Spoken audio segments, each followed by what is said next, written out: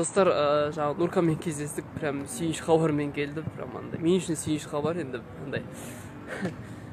Эмоциям жеткізе алмай жатырмын да, прям енді бір түрлі екен, бірінші рет естіп тұрмын ғой енді ол нәрсені. Нурка әке атанатын болдым қысқасы. Жоқ, қойшы, бірінші үйленіп алайық. Вообще дворда қойшы, телердікі біздікі емес. Қойшы, періштемін деп кетеді. Дворда отырсақ, жаңа бір өзге қалып кеткен, жаңа осында тәте отырған ғой. Соны алып, сторисқа тығып жатыр ғой, қошетші. Тезірек үйленгісі келіп жүр ау деймін. Жан дейді. Алып кетсін да, кімдікі екен. Бірақ негіз білмеймін да, сәйкестік ше, может, қасына отырғанымыз кеп. Ой, көш.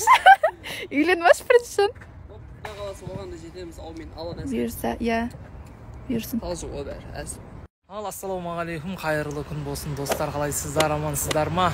Бүгін Алматыда ауа райы өте керемет болып тұр, иә және өте күшті болып тұр.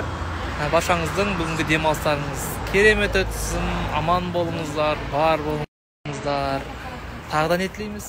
Бай болыңыздар. Ауырмаңыздар ешқашан, иә? Және де бізде Алматыда күшті болып тұр погода.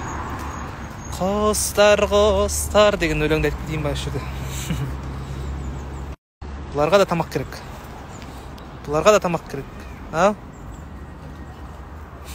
Шошпа, шошпасай. Шошқа несі соларды.